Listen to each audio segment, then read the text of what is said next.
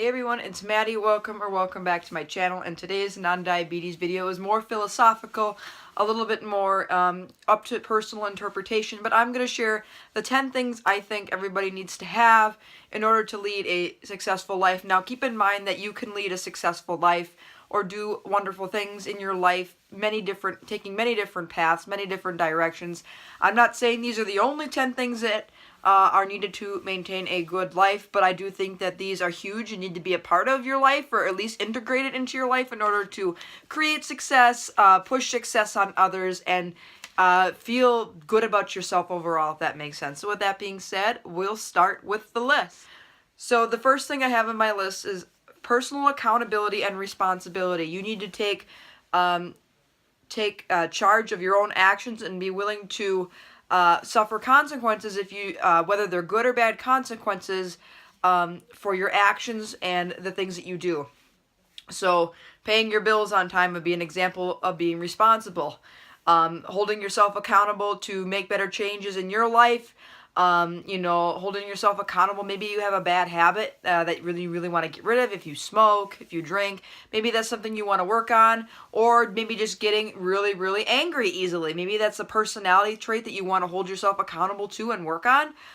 There's many different aspects of life that you can hold yourself accountable for and be responsible for. If you're a parent, you're obviously responsible for children. If you have a job or will have a job in the future, you will have a responsibility at those jobs or different things that you have to do in order to get things done and get things done properly. So you need to be accountable and responsible in your life in order to ensue success and push success on other people. The second thing I have on the list is have respect for others, no matter if they aren't treating you the best ways. I was always taught from a young age just to be respectful to anybody you meet, even if they're not going to reciprocate that back. It's very, very hard sometimes, but you have to do it, and you might never know. You might push some of that respect on them, and they might turn around and change their ways a little bit, or you might kind of push them to look at themselves and hold their own selves accountable, and maybe inspire them to kind of change their ways and be a little bit more respectful to those around them. This is very hard too, even in a work setting where sometimes you don't really care for a coworker or a customer, especially if you worked in retail like me. Like I said, I've worked at a gas station, but you need to have respect, not only for others, you need to have respect for yourself, because if you can't respect yourself and who you are, and respect your body, your soul, your mind, your health, how can you respect and reciprocate that to others? Just be patient with people, have don't talk back behind people's backs. Don't make fun of people for anything that they may have or may do. We're all together on this world, and we all have different things that we can share, strengths and weaknesses that make this world spin round. Number 3 is acceptance. Accepting yourself, accepting others for who they are, accepting things that really can't be changed, and accepting things maybe that are more chronic or more long-term. For example, something that most of my viewers here have to accept the fact that you have type 1 diabetes and you have to live with it, and it's something that's not going to go away until they find a cure. Now, acceptance is a very hard thing, and it's usually a very gradual process to learn how to accept things. I've been fairly quick at accepting change and accepting things that don't change, and things that may seem like it's not really fair, but life isn't fair. You need to accept for what you are, the life you were given, and live it to the fullest, because you've only got one shot to live on planet Earth. So give it your best go, and just be accepting and be willing to keep on with what you do, because you can't really change the parents you were born to. You can't change the circumstances you're in. Certain circumstances you can, obviously, you get what I'm saying. There are circumstances that you induce and circumstances that you can't really control or don't expect. For example, like being diagnosed with type 1 diabetes is something I didn't want for myself, and I don't think any of you wanted for yourselves, but those were the cards you were dealt. That was the fate you were dealt, and you just have to learn to deal with it. Fourth thing is creativity. You need to be creative in life. Now, there's more of the creativity than just drawing and painting and making artwork and music and all that stuff. I mean creative in the way you solve problems, the way you look at things, the way you perceive things, the way maybe something should be done. And being creative often will lead to ideas that maybe somebody didn't come up with. It can even lead to more of a business aspect too. Career-wise, people that are extremely creative and think outside different pathways and think outside the box per se can even be entrepreneur. So you got to kind of have a little bit of an entrepreneurial mind shift, not just our mind. You kind of have to have that creative outlet just to kind of look at things and perceive things a little bit differently. Like I said, creativity does not have to mean art, but you need to be, always thinking in one step ahead, or maybe thinking things from a way different angle than somebody else. And the beauty of it is that we all think a little bit differently, even though our brains all have, we all have a brain, but we all have different things about our personality, about a way we were designed to be that make us different in how we perceive things. So be creative of what you're going to be with. Number 5 is have an absolute positive outlook as much as possible.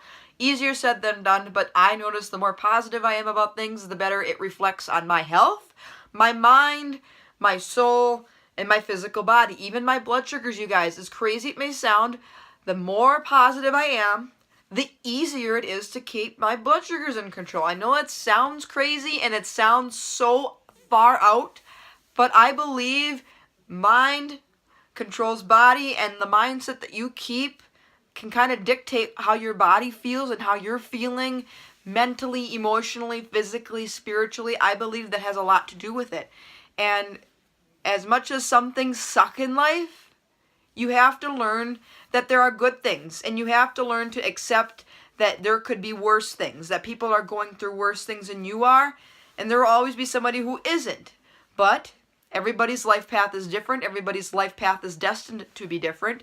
So you need to learn to look at things from a more of an optimistic outlook instead of a pessimistic outlook. Number 6 is to be generous and share kindness and spread love to all you meet. Now, I don't mean you have to empty your pocketbook out every month to a charity, but it doesn't hurt you every now and again. Something as simple as holding a door for somebody who is disabled or in a wheelchair and can't do it themselves is a great way to do it. There are people that, maybe are, for whatever reason, didn't have enough cash on them to pay for their gas, offer to pay the rest. I know my mother and I, the other day at the grocery store, there was a guy, he was like $10 short on his grocery bill, and we happened to have a little extra, and we thought, what way to spend that extra than to give back to somebody who was in need. And he couldn't thank us enough, and all we simply said was return this kindness to somebody else. Do something nice for somebody else in turn, and keep that random act of kindness and that chain of kindness and caring going. Showing that to the world makes the world happier. Showing that to the world encourages other people to give what they have generously. And they always see it's better to give than to actually receive things.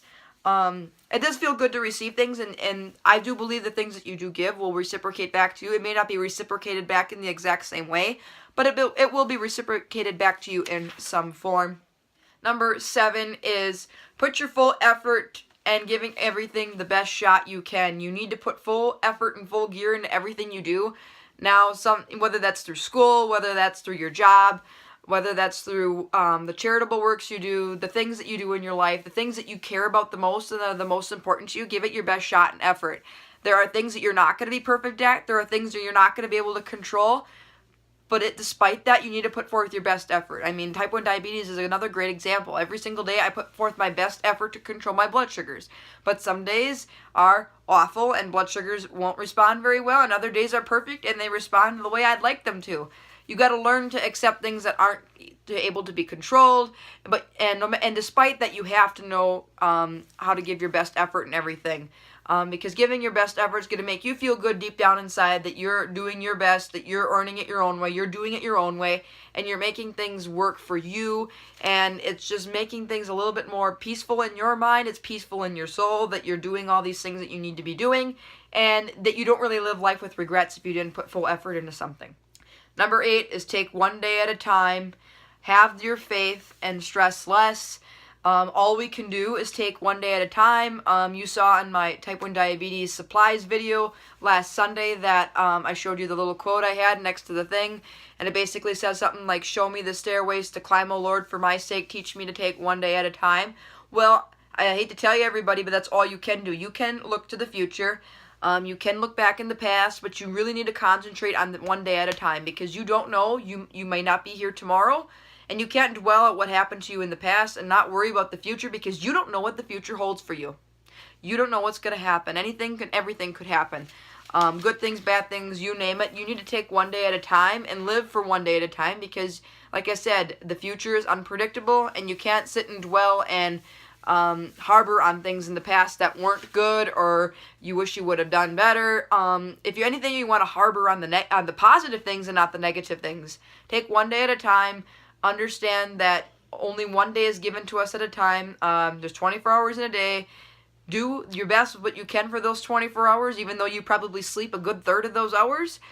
When you're awake, be your best self. Do good things. Get things done.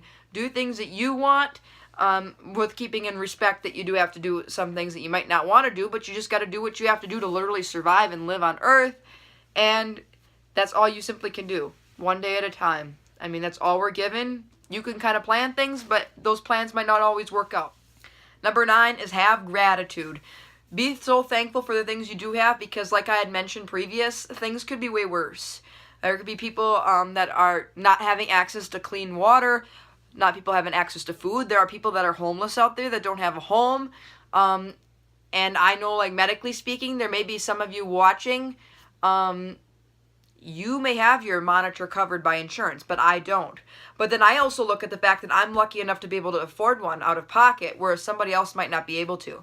I don't have to worry about, paying so much for insulin because I have insurance. Those simple things like that, having food on your table, having a roof over your head, water to drink, any animals or little luxuries like your phone that other people would that you would take for granted that other people would be so happy to have. Be thankful for what you do have, and don't sit and dread on the things you don't. I have an older car, but guess what? The car runs. The car does what it needs to do. It gets me from point A to point B to point C to point D to point E.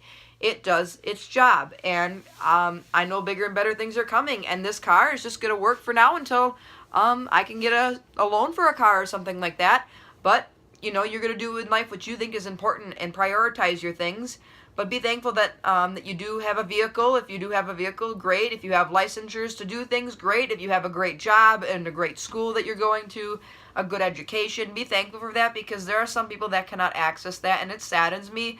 Some of the stuff that we take for granted, or what is now considered basic necessities, like a cell phone, some people can't afford that. Like I said, some people can't afford their medical supplies. Like if you're a type 1 diabetic, you know all the different supplies you need to have, and I think it's sad that some people have to ration their insulin and not, test their blood sugar. And I'm very thankful that I don't have to do that, because I have access to insurance. I have access to pay my things as I go. And overall, I'm just grateful that I can do these things. And I'm thankful for the simple things, to wake up in the morning, to see the sunrise, to see the birds outside. It's the little things in life, you guys. You need to be grateful for the little things and the big things, and understand that there's always somebody that has it worse than you. Number 10, and the final thing I'm going to talk about here, is have a lot of common sense. Use your intelligence. Learn a lot. Use that to kind of guide you in life. Now, common sense can be anything as simple as, if it's cold outside, wear a jacket. And there's also common sense to know that if you meet somebody and they seem like they're going to be taking advantage of you, or they seem very toxic for you, or make you feel anxious, nervous, or not a good or a very stressful person to hang around, or a very stressful situation, your common sense would tell you to steer away from that.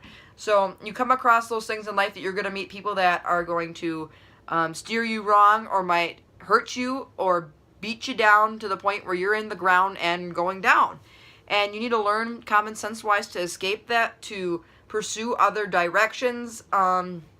Whatever the case may be, there's tons of different aspects I could talk about here when it comes to common sense and intelligence, and learning a lot and learning from those mistakes and not making those same mistakes again, and building up your common sense from what you were taught as a kid and what you're learning in different situations is going to help you be successful in life and be able to enjoy your life a lot more. So I hope you enjoyed today's video. These are the 10 things I think that are very important to have to lead a successful, happy, healthy life. Hope it gave you some inspiration, or hope it kind of showed you a little bit more of how I look at things in life and how I interpret life, so on and so forth. And Let me know down below if there's anything that you would add to this list. Like I said, these aren't the only 10 virtues or the only 10 things that I definitely think are important in life. There's way more than that. But these are the first 10 things that came to my head. So anyways, I will see you tomorrow for another video. Remember, if you enjoyed today's video, be sure to hit the thumbs up button. Feel free to hit that subscribe button down below and turn on the bell icon, and that will give you a notification anytime I upload a new video. I'm looking at doing my diagnosis story within the next week and a half. We are only about 3 or 4 subscribers away from 100, and I am so excited to be sharing this with you guys. And continue to hit that subscribe button, continue to watch, continue to share these videos, and I hope these videos are fun, helpful, and inspiring for you. So, until tomorrow for another video, remember, take care, God bless, be kind, spread positivity, and have gratitude or be thankful. Bye, everyone.